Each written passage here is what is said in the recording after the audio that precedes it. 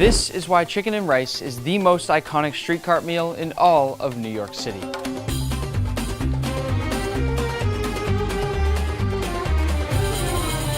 We'll start with an easy chicken marinade. First with some plain whole milk yogurt. Yogurt is acidic and will give you more tender chicken. Then some oil, some lemon zest for some brightness, and also all that lemon juice. And now a few grated cloves of garlic. Garlic is a huge part of halal style chicken and rice. You'll find plenty of garlic in this recipe. And for the spices, we've got some smoked paprika. What I love about smoked paprika is it gives you that smoky char flavor even before the chicken hits the grill. Then turmeric, ground ginger, cumin, coriander, oregano, and a generous pinch of salt with some fresh cracked black pepper. Whisk it all up. You should already start to feel and smell all that flavor right out of the bowl. It's incredible. And then add in your boneless, skinless chicken thighs. I've gone with chicken thighs instead of chicken breast because they've got more fat and they're packed with more flavor. But you can use chicken breast if you like. And then get in there and mix. It's not even cooked and I wish you could be here to smell this with me. But the best way I could describe it is garlicky, smoky, and tangy with a bit of warm cumin up front. Basically just a better version of what you get when you pass a chicken and rice street cart. Cover this up with plastic wrap and place it in the fridge for at least 2 hours or, if you want, overnight. While our chicken marinates in the fridge, we're gonna make our yellow rice. And the first step is to rinse some long grain white rice. If you skip this step, the rice will become gummy and sticky when it cooks. But for this dish, we want those separate, fluffy, individual grains of rice that can absorb all those sauces. Because remember that one of the best parts of that street cart chicken and rice is the white and red sauce that it comes with. We'll cook this in a rice maker, and that way we can really focus on making sure that our chicken and sauces are perfect. But one of the things that makes yellow rice so special is that we cook it with chicken stock instead of water, meaning that we're cooking it in flavor, not just liquid. We'll also add some butter, turmeric, which is how the yellow rice becomes yellow, cumin seeds, a bay leaf. What's really funny about a bay leaf is that I recently saw people arguing online about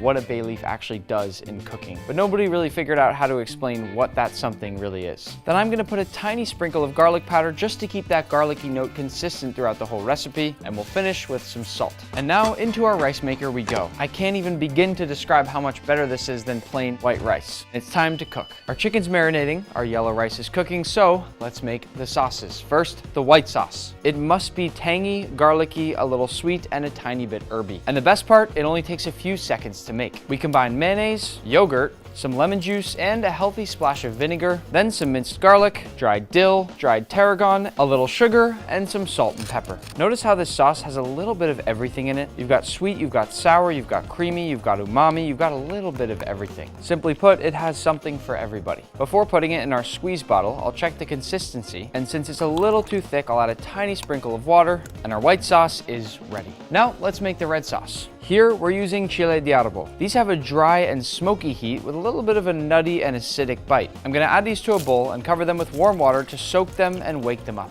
But with the power of movie magic, we don't have to wait. Because these have soaked long enough to soften, they're ready to blend into a fine, smooth sauce. With them, we'll add some garlic, cayenne pepper, smoked paprika, a splash of vinegar, and a sprinkle of salt. Close up your blender and give this a quick first blend, then add your oil and continue blending. You see how the sauce still looks separated here? We need to do our best to emulsify it by adding a little bit of water and continuing to blend. You can see after I've blended it a bit more that it's a uniform sauce, which means our red sauce is also done. The goal of your red sauce is pure heat, which is exactly what I'm getting. To cook the chicken, we'll heat a cast iron pan over high heat, then place it down and weigh it down to get that full surface contact. What we're going for here in terms of color is char. Not just golden, but deep char. Because the sugars in the yogurt and spices will caramelize at high heat, and that's where we get so much flavor. Once you feel you've gotten that char, go ahead and flip over your chicken. Fortunately, these ones are stuck because they're not over as high of heat. This is my little trick though. Don't try this at home. Gotta give this piece some extra love. Once your first round of chicken is cooked, rest it off to the side and make sure you pick up all those little crispy bits too. Those are the best parts. And now, same thing again, cook the rest of your chicken and make sure you get that beautiful char. Now that is some good looking chicken.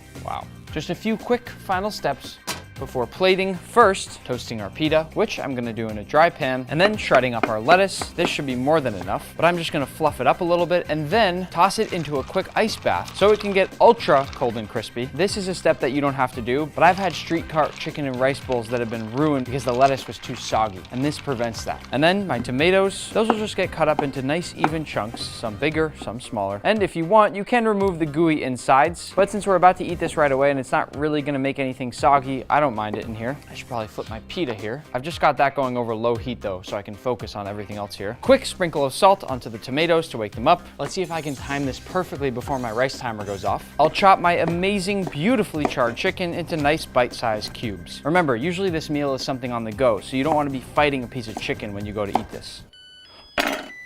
That's good timing. Let's check our rice. That might have been the best timing ever. Let's see. Fluff this up a little bit. That is the perfect yellow color we were looking for. And now, let's plate. For plating, I'm gonna break my plate up into thirds, what I find to be the perfect ratio here. First, with our yellow rice, which smells absolutely incredible. Then this amazingly charred chicken. And finally, a mixture of that ice cold lettuce.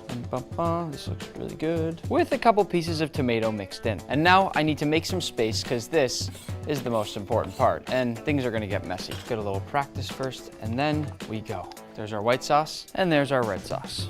Nice. I'm going right in the middle, the trifecta. Actually, a little more sauce.